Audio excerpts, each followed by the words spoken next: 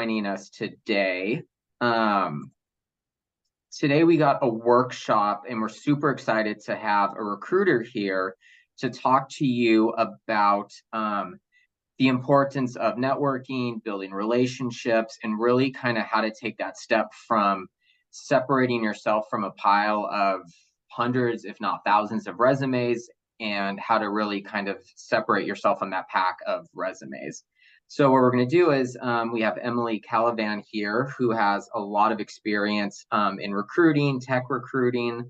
She's been an embedded recruiter, which is super interesting as well. I'll let Emily do a more thorough introduction for herself, and I'll turn it over to her. So Emily, thank you for joining us today. Thanks, Justin. Hi, everyone. I'm Emily. I'm located just out of Seattle in Lynnwood. I've been recruiting nationwide and outside of the US for the last 3.5 years. I started recruiting at the very beginning of the pandemic, so I've seen some wild times. And you probably know right now it is wild in the market anyways. And so, yeah, I am here to help answer any questions for you and to kind of give you an idea of how to network. Give me just a second. My dog is attacking my cat. Hold on.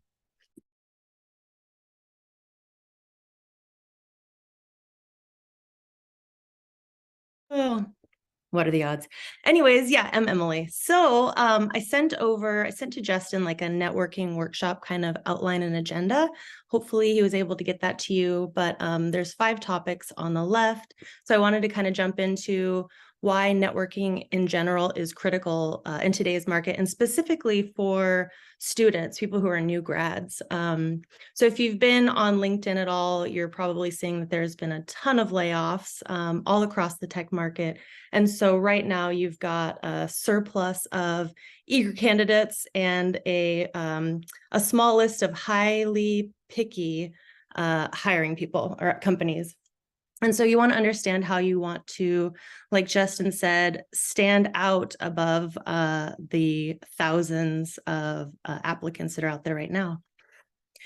So I also want to talk about how to identify the key players in the hiring process. So when you are networking and you're sending people messages on LinkedIn or you're emailing people, how you want to kind of approach those conversations and what to expect from those interactions, and how to identify who those people are. So you're not sending messages to people who really can't help you get the job done. We'll talk about some key players like recruiters, hiring managers, and potential future team members. These are people that you're going to want to identify and then target those messages or those outreaches to. And then, yeah, how to stand out amongst the sea of applications. And then lastly, how to build your personal brand, which is like one of the critical pieces to standing out above the crowd. So I'll go back to the top. So oversaturation in the tech market, like I said, tons of layoffs, a lot of people who are highly qualified, people who have 10 years of experience in their field are now competing for the same roles that you might be interested in applying for. And so what you really want to do in this situation is you want to, first of all, identify what your interests are, and then kind of target companies starting from that position. What are your interests? Do you like your business majors? So do you want to be like in finance? Do you want to be like what's your interest? So locate some companies that are aligned with your interests, your goals, your values, that good stuff. And then where you're going to want to start as new grads, and new grads are people who don't have any experience or have very limited professional experience. Who you're going to want to target first is companies that have a good entry-level training program or have like a university training program. So you're not going to see a lot of these types of programs in smaller companies or startups. You're going to want to target larger companies. So like Amazon has training programs for new grads. Microsoft has training programs for new grads. These are places where you'll be able to gain that experience for however length of time you need to either stay there and move into a permanent role or to, move into another company. But you'll want to try to find, like I said, bigger companies that have training programs where you can kind of ramp up and get the experience that they need for those roles. What you're going to run into, like if you've looked at any job descriptions, there's like the top bullet points say experience. And what the hiring managers, what the hiring teams are looking for is literally someone who's doing that exact job at the moment. That's literally what it is. So if you're not there yet, just try to get the training that's specifically on a job description that you're looking for. Another way you can kind of like get a head start or jump into the professional world from college is by knowing someone personally that works at a company. So it's kind of a tricky, this honestly works better with smaller companies and startups, because, or maybe mid-sized companies actually. If you have somebody who you know personally who's willing to invest the time and energy and who's able to invest the time and energy to train you, that's going to be kind of that gap that needs to be filled. That's why a lot of companies don't hire or don't have the capacity to hire new grads, is because you're going to need a mentor. You're going to need somebody that's kind of holding your hand. And most of the time, a job description, like I said before, they're looking for someone who's already doing that job. So oftentimes what you'll see is, entry level, 2 years of experience. That's exactly what they're talking about. They're like, it's not like you have zero experience. It's like you've done this job, this exact job for a little while. They might be flexible on the 2 years, but that's typically what I've seen for entry level.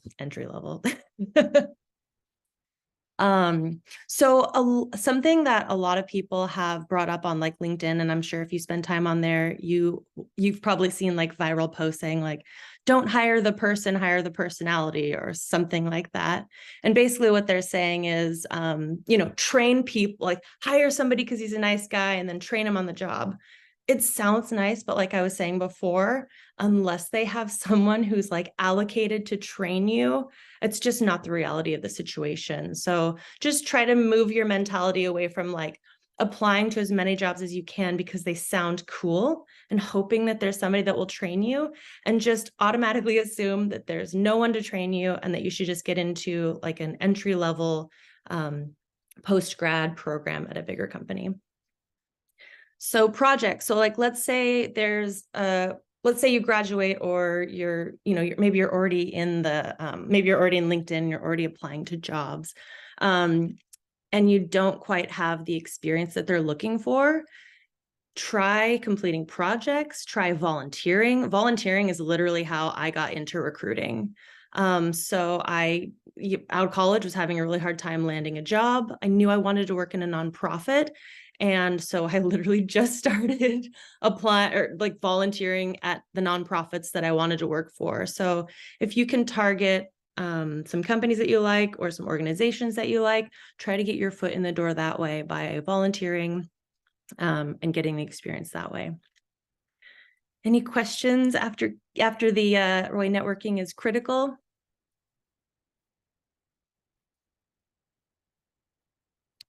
Okie dokie. Okay, so next topic, identifying key players in the hiring process. So like I was saying before, you don't want to just send a ton of people networking requests. You really want to be strategic about who you contact and how you contact them. So I had shared an article written by my friend Kristen Fife. She's been a tech recruiter in Seattle for 20 plus years. She's seen it all. And she writes these really great articles on LinkedIn and on Medium that talk about all the different functions of recruiting, job interviews, the interview process. And one of my favorite articles of hers is Asking a Recruiter. So click on that if you get a chance sometime. But basically, it just tells you how to interact with a recruiter, and it gives you examples of outreach and messages. So who you'll want to find in your situation right now as new grads is, like I said, you're going to want to hop on LinkedIn and just in the search bar, search for university recruiter, push enter. What you're going to see, and I did a quick search before I jumped on, but just searching for university recruiter. I pulled up somebody from Microsoft, from Facebook, University of Washington. Just go down the list. And like I said before, just see if you have any connections, reach out to people who you're interested in the company or adjacent companies. Just spread your network that way. be really strategic about how you reach out. So what you'll want to do is you'll want to identify a job first. That's the first thing you want to do. You've gone to that company's website, you've gone to their careers page, you've scrolled through all their careers, and you found one that you fit. Only after that, you're going to want to identify and reach out to that recruiter. And so I've linked an article also for Justin. I think the woman's name is Colleen. She has a great like template for kind of reaching out. So it's basically, hi, Emily, I'm so-and-so. I saw this open job on your website and I'm interested in learning more. Recruiters we are bombarded with messages every day, especially in this market. And so that's a way to stand out. Oftentimes the messages we'll get are, hi, Emily, I'm in the search for, or I'm in the job market. Can you please take a look at my LinkedIn profile and tell me if you have anything available that fits? No, that's not how it works. As recruiters, we are given roles by hiring managers. So essentially we're given this puzzle that's missing a piece, right? They have a team that works, but they're missing one puzzle piece of this team. And so they'll give us a job description and say, find us this exact person. And then we go out and kind of search for those people. But if we don't find you because you just started your searching or you don't have the experience that you're required for this role, it is totally okay to reach out to the recruiter and just say, I'm interested in this role. Here's the role, here's the link, and see if they can't just start working with you. Because essentially what you've done in this situation, if you're qualified, is you've made it easier for the recruiter. They don't have to go and search for this person because you're like, I kind of fit all the check boxes and I'm interested. So that is a good way to reach out to a recruiter. I found this role on your website. I see that you're the recruiter or a recruiter, and I'm interested in learning more. That'd be the way to do it. So then we'll just go down. So recruiters, hiring managers, future team members. So like I was saying before, recruiters, it's a little confusing. Like people in general think that recruiters do things that we typically don't do or think that we have more control than we do. So from the hiring process, like I was saying, the hiring manager has a problem. He gives the recruiter the job description and the recruiter goes out and hunts for people who look like they're close matches. They interview those people, they submit them to the hiring manager. The hiring manager says yes or no. If it's yes, they move through the interview process and hopefully they have a supportive recruiter who will coach them along the way so that they lead to an offer. The recruiters don't have any power in the hiring decision. So if you get to a point where your interview process is moving forward or maybe feedback is taking longer, that's not the recruiter. We're trying to move fast. So just be really aware of kind of how the process works. And hopefully the recruiter will, be transparent along the process. And then, how to stand out amongst a sea of applications. If you're on LinkedIn, you're probably seeing a ton of posts that say, I've applied to 1,000 jobs. I've been unemployed for 6 months. I'm not getting callbacks. It is very sad, but they're just doing this like strategy, which isn't a strategy, called spray and pray. So they're basically just clicking the apply now, and just submitting the same resume over and over and over again. That's going to fail. First of all, if you're unqualified, and unqualified means you don't reach, well, these days it's like 90 to 100% of the job requirements, you're going to be automatically rejected. And so typically we'll have like 3 to 5 things that are like deal breakers that are on the top of the job description. Usually if it says 5 years of experience minimum and you have 3, do not apply because you're just setting yourself up for rejection. Just be really careful and strategic about what you apply for. When it comes to being rejected, like you might get an auto rejection, or it might seem like, well, hey, I am qualified, or give me a chance, like I was saying before. There's this, it's basically just an online file cabinet called the ATS. And you might see articles online kind of demonizing the ATS, like it's a robot, or it's just automatically rejecting me because of this reason or this reason or this reason. ATS just stores your information. It's called the applicant tracking system. It's how we store your resume. It's how we store your interview notes. And it's how we store moving through the process. And there are like, what do we call them? There are like auto reject settings that the recruiter can set up just to save time, especially in a market like today where, I mean, geez, you might get 500 applicants in a half an hour after posting a role. And typically, on average, 10% of those applicants are going to be qualified. And so we have what's called these like knockout questions that we can set up to automatically reject people who don't have 5 years of experience on their resume or don't have experience in fintech or, stuff like that. And so, going back to maybe trying to prevent those knockout questions is just to make sure you're qualified, and just to make sure also that your resume reads closely to the job description, and not in a lying way. Like, don't do the copy and paste and put it in a Word doc and turn all the text white and make it like, don't do that, because eventually you'll get caught up in a lie. But put your resume side by side with the job description and just say, like, does it match up? Like, learn the language, use the language that they're using in their job description, get familiar with the lingo at the company, because the more you match, the higher your chances are of being not auto-rejected. So building connection while interviewing. We can skip that one for now. Oh yeah, we did already. Okay, so employee referrals are another way of getting into a company, and these are kind of tricky. So basically, an employee referral is an employee kind of putting their reputation on the line to suggest that you might be a good fit for the company. And so if you know somebody at the company and they are personally familiar with your experience, or maybe the program that you just graduated from, that might be a really good person to send them a message and just say, like, hey, I see you went to Seattle University. We graduated from the same MBA program. I'm really interested in this role at Microsoft, and I'd love to learn more if you're open to having 15-minute Zoom conversation or something. And then this gives that person the opportunity to potentially get a referral bonus, which can be thousands of dollars. And so it's in their best interest if they want to get that money, and it's in your best interest if you want to get that job, to sit down for those 15 minutes and really suss out if you're a good fit for the role. And then secondly, if they're willing to, submit you as a referral. Kind of saying, like, I know this person and I believe in this person, and I think this person would add value to the company and the team.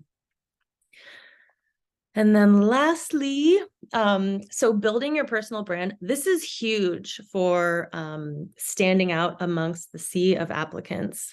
So if you go on LinkedIn, if you can't tell, LinkedIn is where we find most of our candidates. It's like the most popular place to find jobs and post jobs. And so if you go on LinkedIn, you'll see, content from companies, content from creators. And what's really valued on LinkedIn is kind of this voice of an expert. So people are always learning and they want to have these like consumable pieces of information.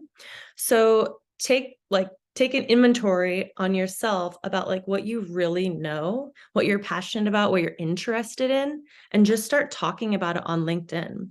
You don't have to make a huge long post. You don't have to make like a graphic or anything, but just start talking about what interests you, and your network will start to engage with your content. As new grads, your networks are probably really small. So where you might want to start is kind of on the opposite end of the spectrum, where you're going to be searching on LinkedIn for keywords that align with your values and interests, mostly your interests. And so you'll go up into the search bar and you'll say, I don't know, what's something what's an interest for an MBA student? I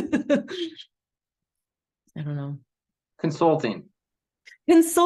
Okay, cool. So yeah, so what you might want to do is, type in consultants for a company that you're interested in and just see kind of what people are talking about.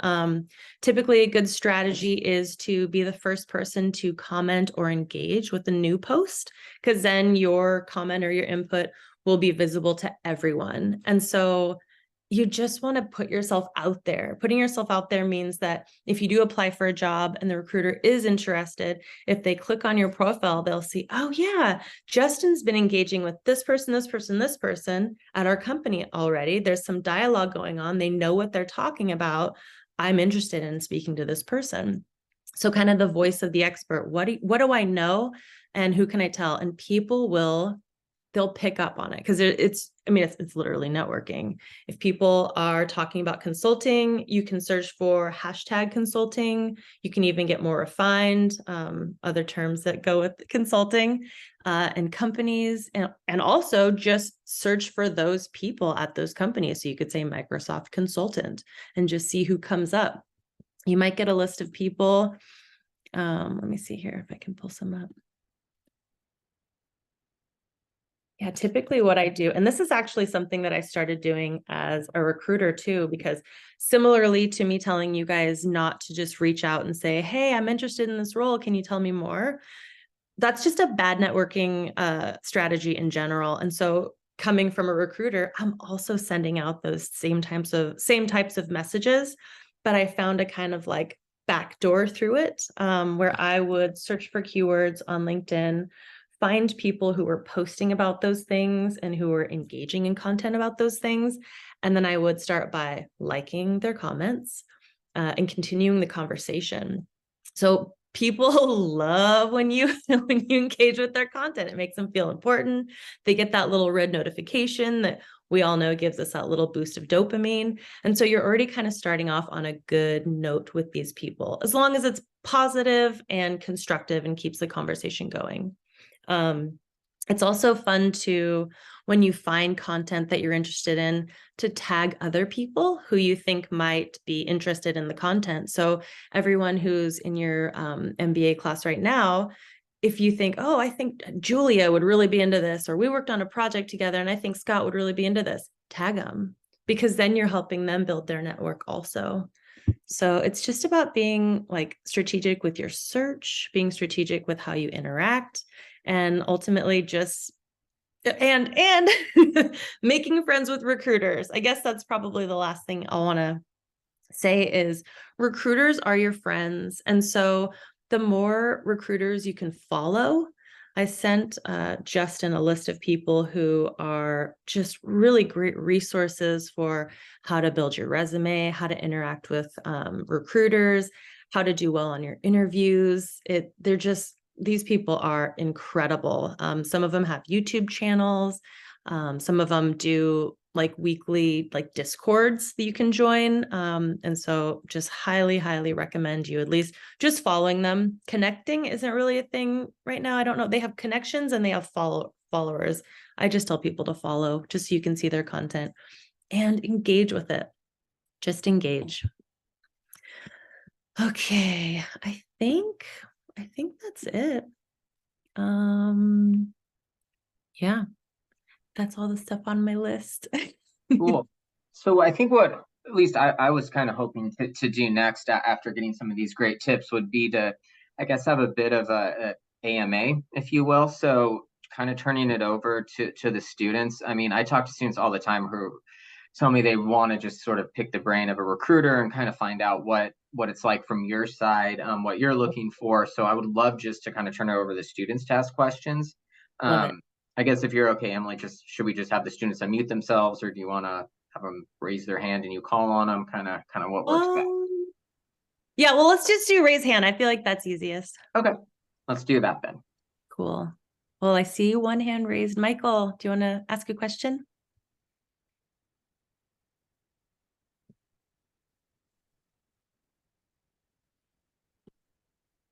Yes, more like yeah, Emily, how are you doing? I'm good. How are you? Can you hear me? I can. I'm doing great. Okay, so I have a couple of questions. Yeah, so I've also been a recruiter for approximately 8 years. if not more than that. So what I've discovered is there are sometimes we recruiters we feel comfortable applicants getting in contact with us. There are also scenarios where we feel a little bit uncomfortable. I'm going to give you instances. So sometimes we feel if we are having a direct contact with the applicant, it might distort transparency in the process. So we want the process to be as transparent as possible so that there are no sort of, nobody feels that he is getting more advantage than the other person. I'm going to give an instance. So I looked for a particular role and I looked at the qualification for the role. I honestly believe I was extremely qualified for the role, but I didn't get it. I looked at the whole criteria for the role and I said, okay, this A, B, C, D, I'm meeting it. So why am I being not called for it? So sometimes I feel like more should be done from the recruiter's part saying, if this person is meeting this criteria, if you're not even going to call the person for or shortlist the person for an interview, a short message could help to maybe make the person feel, yes, we do understand that you're qualified for the role, but because we have higher volume of applicants applying for that role, so we might not consider your application at this time. So I think that could also help making the applicant feel more comfortable that he or she is not like he's not qualified, but because the volume of applicants applying for those roles are on the high side. And again, I also feel like we need to also um, the platforms. I for one have applied for a couple of volunteer roles to do some volunteer jobs, and I haven't had the opportunity. And it could be discouraging. You want to give back into the system and nobody's calling you, and you say, okay, fine. Since nobody's calling me, I can as well keep my knowledge to myself, and since they don't want it. So we must create an avenue where there's a level playing ground for everybody, regardless of who you are. This in turn will help encourage transparency in the process and also help get a competent candidate for also in the role. Thank you. No, I mean, I totally agree with you. That's one of the reasons I truly believe why I survived 8 layoffs during this layoff season is because I made time to prioritize candidate communication, and I made sure that I was as transparent as the company allowed me to be with candidates along the process. So there's a lot of things you're kind of saying that I'm hearing you say about like, I was fully qualified for the role. Why didn't I get a call back? Why didn't I get it? There's a bunch of different reasons. I could just give a couple examples. There might be somebody that was already in final stages. They're waiting for them to respond to an offer. They might have 5 people who are in final stages for this interview process, but they can't take the job description down until somebody signs an offer. And so basically it comes down to timing, basically. So like if you're applying for a role that's been up for, well, now it'd probably be a couple of weeks, but we used to say, if it's been up for a couple of months, the chances are low because they're going to be going through thousands of applications. It's just one of those unfortunate things. You can be the most qualified for the role, but if there's people ahead of you that are also qualified, they're probably going to get that offer first. That being said, as far as like candidate communication and transparency, from the recruiter side, and I've worked in really great recruiting agencies and really horrible recruiting agencies. An agency is kind of used as a loose term because I'm an embedded RPO recruiter. So basically I am signed to a company and then I'm kind of deployed to them virtually. So I have an email address that's theirs. I'm in all the meetings with leadership. I work directly with the hiring manager. I work inside their internal system. I'm essentially an internal recruiter for that company for a temporary period of time. Okay, it's a little bit of context. So different companies and different agencies require different things from recruiters. And most of the time, your success is not measured on how well you communicate with your candidates. Most of the time, your success is measured by how many calls did you do that day? How many interviews did you do that day? Your time has to be spent on the phone. So you can't be sending messages, hi, Michael, I saw that you're qualified. I just wanted to let you know this is the status. It's not a thing. because recruiting is fast, fast, fast, fast, fast. When you get a role as a recruiter, oftentimes you'll say like, okay, you know, when do you want this role to start? Or when would you like this person to start? And the hiring manager will say, yesterday. So it becomes a full sprint to try to find people. And there's just so many things that go behind the scenes that, I mean, ultimately comes down to, like I said, recruiters are not, their success rate is not focused on how well they communicate with people who didn't get the job. It's how well they move people through the process, how well they prepare the candidates. And as much as it sucks to hear, oftentimes it's quantity over quality. And so it's just, we're constantly moving forward as fast as we can. And sometimes people kind of get left in the dust. That being said, the last company that I worked for had a huge emphasis on candidate transparency, communication, and support and care. And so they gave us bonuses based on online reviews that we would get. And so on the G2 website, you can read, I have like, I don't know, several messages that say like, you know, Emily was really great at guiding me through the interview process. I felt very prepared, or Emily was very transparent. She kept me abreast of everything as we were moving through the process. I was able to do that because there had been so many times in my few years of recruiting where I had let people down, and that hurts. I have empathy written on my chest. Like it hurts me to let people down. And so I started just creating templates, just saying, you know, I saw your application. You do look like a really good fit. I'm sorry, but, you know, but this time we have someone in the process. I was able to kind of do that. That said, some companies don't even allow you to do that. They won't even allow you to say why you're not being chosen. You just have to send a template that company has already determined is the way that we're going to let candidates know. It's just, I get it. It needs work. It doesn't feel great. It doesn't feel supportive, and it feels like you're just a number. And it is something that, you know, we're working on. I had I think it was like a 7-month contract with this ad tech company called OpenX. And I had just gotten off a 7-month contract with a fintech company called Affirm. And Affirm had a great process built out for their recruiters. They had templates, they had scheduling, it was beautiful. And then I moved to OpenX and they had nothing. And so I was doing a lot of extra work trying to make sure that everybody got the same care that I was able to give with the tools I was given at Affirm. And ultimately, OpenX hired me for a 4-month contract to build out that foundation for them so that their recruiters moving forward would be able to provide a supportive, transparent, and kind of caring process as they interviewed with them. And I'm so sorry that's you're going to continue experiencing that. And I apologize on behalf of all recruiters. It is, we wish we could help you the ways that you want to be helped. We just want to help people get jobs, but sometimes we're just not allowed to do it in the best way. So I'm sorry. And I totally agree with you. It should be better. Well, thanks for providing a little Thank you. insight there. And thanks for the question, Michael. It looked like next we had, I believe, Olerma. I think I saw your hand up next, if you want to ask a question. Hi, hi Emily. I'm Hello. Shaunak. I'm a graduate student with Albers Business School. Thanks for holding this session and providing us with valuable insights on networking. I had a question regarding identifying key players in the hiring process. Since hiring managers are one of the key players, is it advisable to reach out to them on LinkedIn? And how would you balance that with reaching out to recruiters? Yeah, that's a great question. So recruiters are going to be that first level of person. They're going to be the one who's going to phone screen you. A hiring manager's time is very, very, very valuable, right? Like they're managing a team already. They've got deliverables already.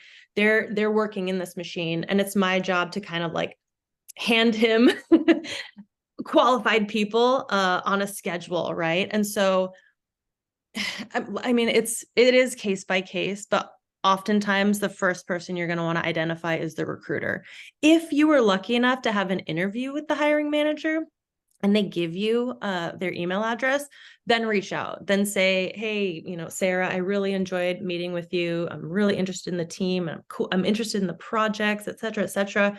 I would love to hear back from you. But that initial reach out is going to be to the recruiter, unless you know somebody at the company or you kind of know a connection to that hiring manager directly. But it has to go through the recruiter regardless. The recruiter has to look at your review. They have to get you into the system. They have to get you into the process. They have to do all these formalities. And so typically, if you were able to get a hold of a hiring manager, and they also do not spend a lot of time on LinkedIn, whereas recruiters do, they will still kick you back to the recruiter. So unless you know somebody personally that knows them or you've already spoken with them, just reach out to the recruiter first.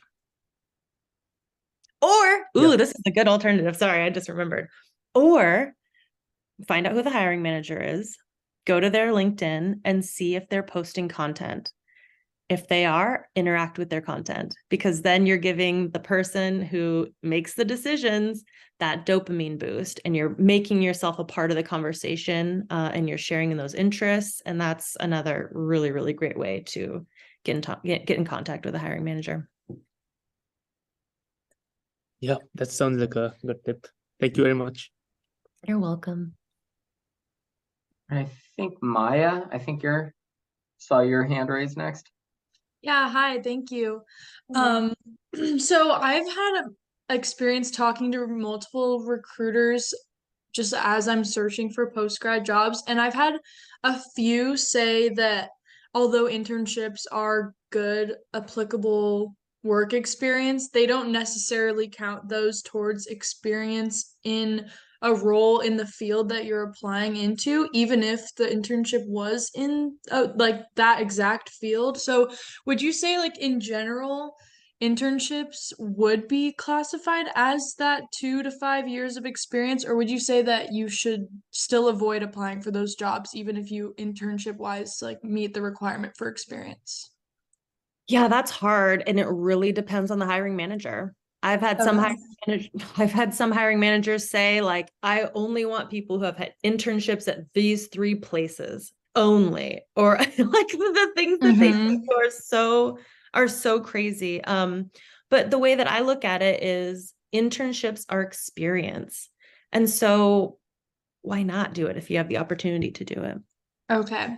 And then one more quick question. So I am thinking about maybe going the route of post-grad doing a summer internship while applying to jobs, just because there is such a backlog of like so many people applying right now.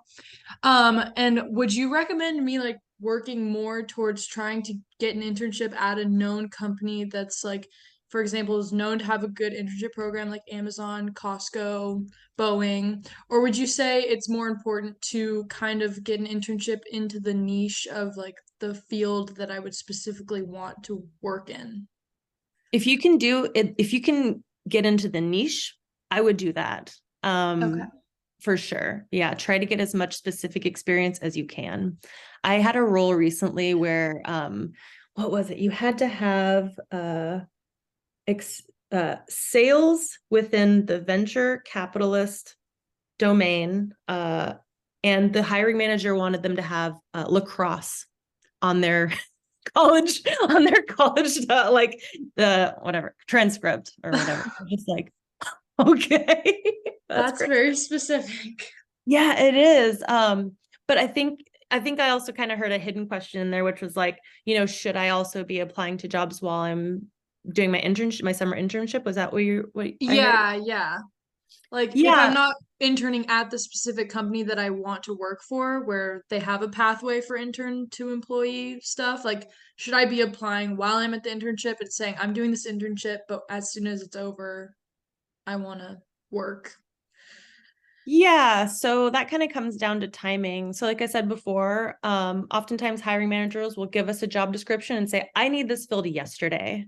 So if you're finishing up a 6-month internship, they're not going to want to talk to you because they want somebody they can hire in 4 weeks or something.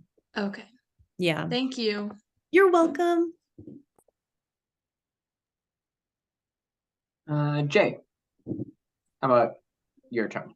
Thank you, Justin. Thank you, Emily, for coming today. I have taken notes of all of your tips down here. And I want to go back to the first section, the first part that you mentioned, that with no related experience with the job, you can utilize projects and volunteering to get your first job right now. And can you talk more about it? How would you impress a recruiter with the volunteering and project experience? Yeah, absolutely. So it really comes down to kind of those bullet points that are on your resume. And so where you would say, like, I worked at Microsoft and I did this and this and this, you would say, I volunteered at the Scleroderma Foundation and I led this project. I fundraised this much money. I started an initiative around, like a 5K or something. Like it's the same thing that you would add as if it were a job, that just kind of demonstrates or explains what you did. That's another big thing too, is a resume needs to say what you did, like what you've produced, what you've created, what impact you've made, whether it's at a company or whether it's at a volunteer organization. It's all about your impact and experience. So yeah, just talk about it like a job. Thank you so much. You're welcome. Looks like we also had a question in the chat. Do you want me just to read it to you, Emily? Oh, I've got it. My resume. Okay, perfect. Okay, so this person says, if my resume doesn't contain the elements of a job description because I haven't done anything on a professional level, example, content writing, but I do have a knack for content writing, which I can mention in my cover letter, is my resume qualified or rejected? Great question. Yeah.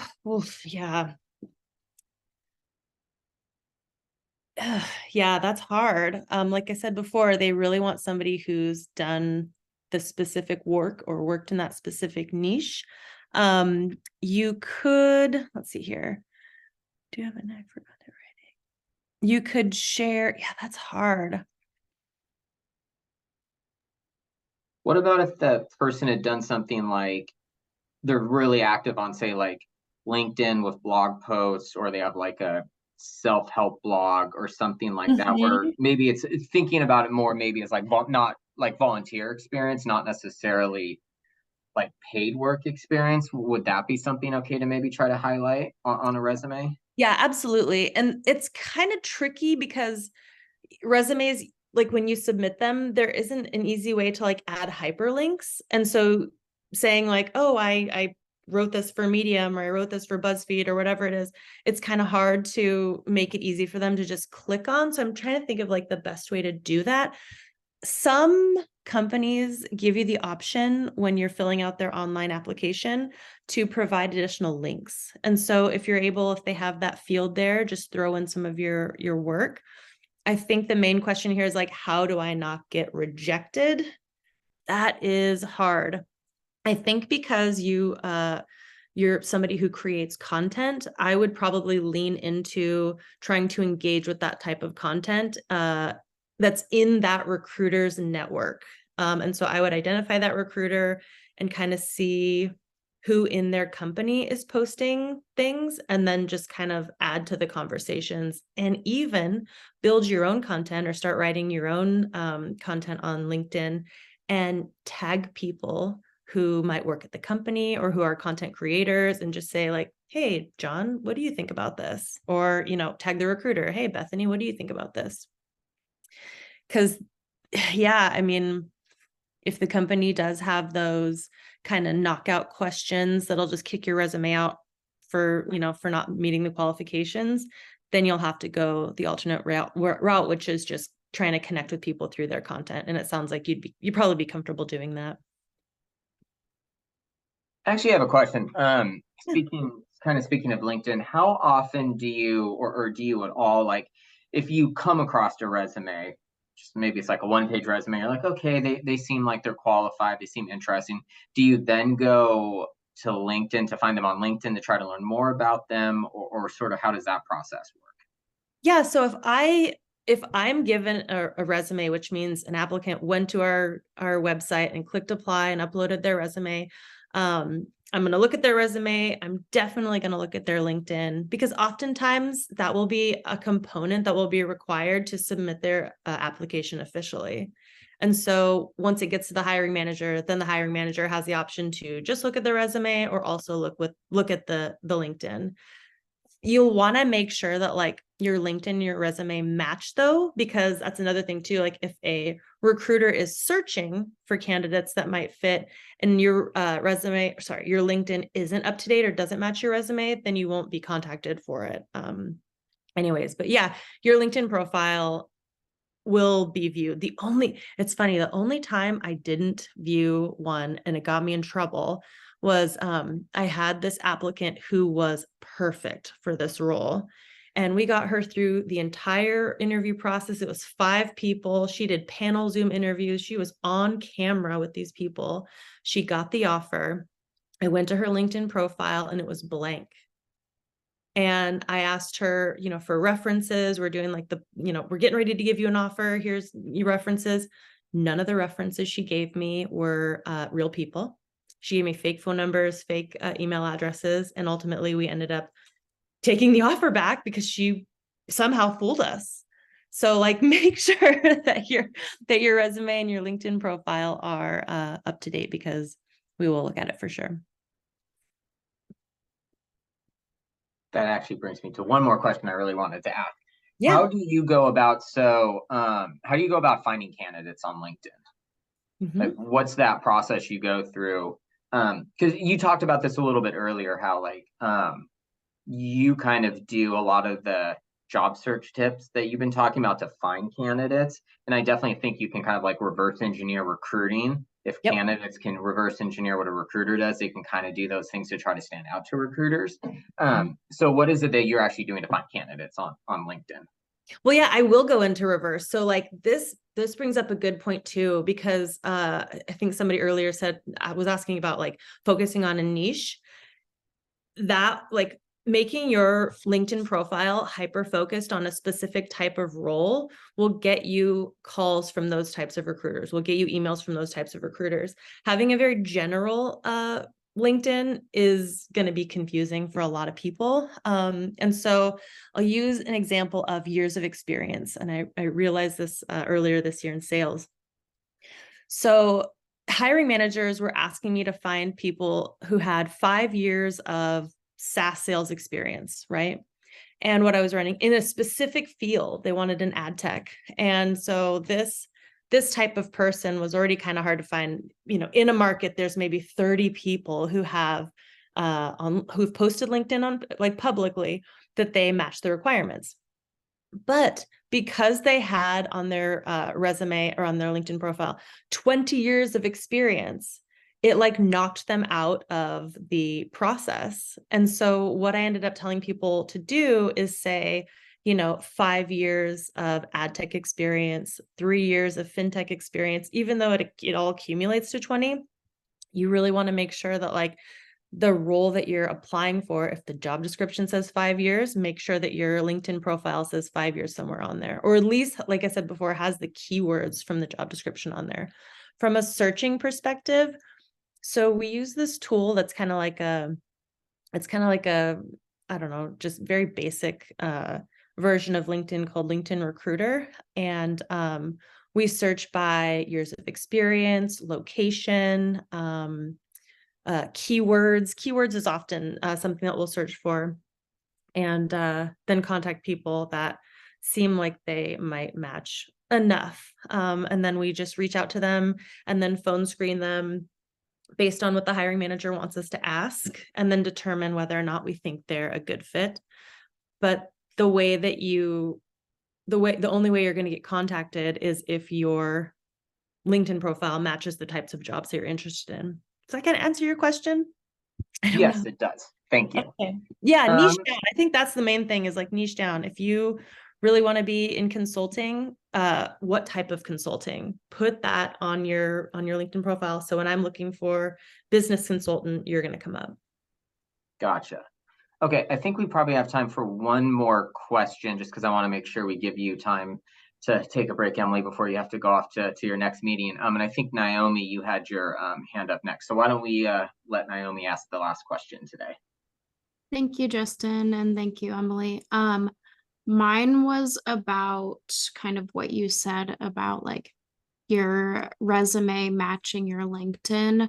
I know my struggle is like usually they recommend one page for your resume, but on LinkedIn, there's obviously a lot more space and room for other things. So, how would you go about keeping it concise on your resume that you send out while also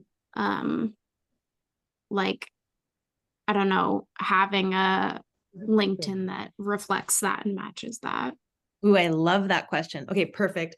So your LinkedIn profile is the way that recruiters are going to find you and identify you, right? So you're going to want your LinkedIn profile to have all of your experience, volunteers, GPAs, work experience. I mean, within reason. If you worked at Burger King and you're trying to get bigger jobs, maybe don't put that on there. But you kind of want that to have everything. Your resume, on the other hand, though, you want to have it be very specific to the job that you're applying for. So the recruiter and the hiring manager are going to see your one-page resume, and they're going to take that and look at your LinkedIn profile, and they're going to see that experience somewhere on there. So it does, I don't know if that makes sense, but like the resume that you've given to that hiring manager, that information is going to be in your LinkedIn profile with other information. You've just kind of parsed the information that the hiring manager will want to see and put that on that page. So like for instance, I think it's like 10 years in sales that are kind of spread out over years further back in my career. If I were going to apply for sales roles, I wouldn't share any role that wasn't like kind of salesy, because it would be irrelevant and it would just take up people's time. I would just put my experience that directly relates to the role that I'm applying to at the top.